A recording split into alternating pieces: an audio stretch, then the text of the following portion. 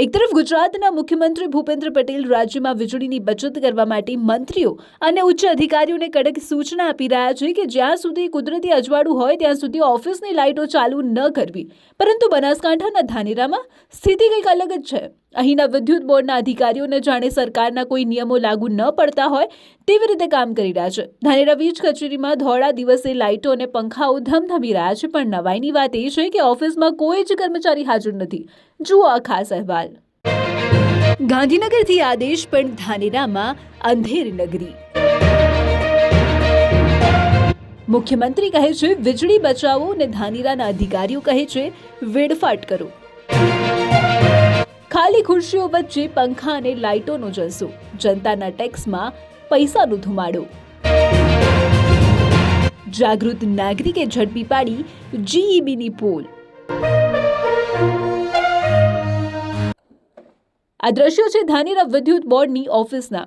જરા ધ્યાનથી જુઓ ઓફિસને. અહીં ટેબલ છે, ફાઇલ છે, ખુરશીઓ છે, પણ ક્યાંય કોઈ અધિકારી કે કર્મચારી નથી દેખાતા. છતાં પણ ઓફિસમાં પંખાઓ પૂરપાટ ઝડપે ફરી રહ્યા છે અને લાઇટો ઝગમગી રહી છે. જ્યારે આખું રાજ્ય વીજળીની અછત અને બચતની વાતો કરી રહ્યું હોય ત્યારે વીજળીનું રક્ષણ કરવાની જેમની જવાબદારી છે તે જ વિભાગના અધિકારીઓ અહીં વીજળીનો સરેઆમ વેડફાટ કરી રહ્યા છે. એક જાગૃત નાગરિકે જ્યારે આ નજારો જોયો ત્યારે તેમણે તાત્કાલિક વિડીયો બનાવીને આ બેદરકારીને કેમેરામાં કેદ કરી લીધી હતી. અમે લોકો અહીંયા આવ્યા હતા અમારા કામથી બિલ ભરવા માટે. તો જોયું તો 11 વાગ્યા સુધી કોઈ આવ્યું નહોતું અહીંયા. પછી અમે ઓફિસમાં જઈ અને જોયું તો બધા લાઇટ, પંખા, ઓફિસ ખુલ્લી હતી, ચાલુ પડી હતી, અંદર કોઈ જ હાજર નહોતું, જેનો વિડીયો અમે બનાવી અને સોશિયલ મીડિયામાં મૂક્યો. મુખ્યમંત્રીએ તાજેતરમાં જ કરકસરનો પાઠ ભણાવ્યો હતો. તેમણે સ્પષ્ટ કહ્યું હતું કે સરકારી કચેરીઓમાં બિનજરૂરી લાઇટો બંધ રાખવી જોઈએ, જેથી કરીને પ્રજાના પૈસા બચે. પરંતુ ધાનેરાના સાહેબોને કદાચ મુખ્યમંત્રીના આદેશોની કંઈ જ પડી નથી.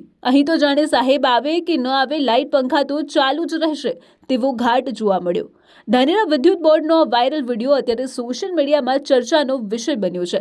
લોકો પૂછી રહ્યા છે કે શું આ અધિકારીઓ સામે કોઈ પગલાં લેવામાં આવશે કે પછી સરકારી છે એટલે ચાલશે કહીને આ વાતને દબાવી લેવામાં આવશે. જો વીજળી વિભાગ જ આવી રીતે બેદરકારી દાખવશે તો સામાન્ય જનતા પાસેથી વીજ બચતની અપેક્ષા કેવી રીતે રાખી શકાય? Suresh Galchar, DNR news, Dhanera.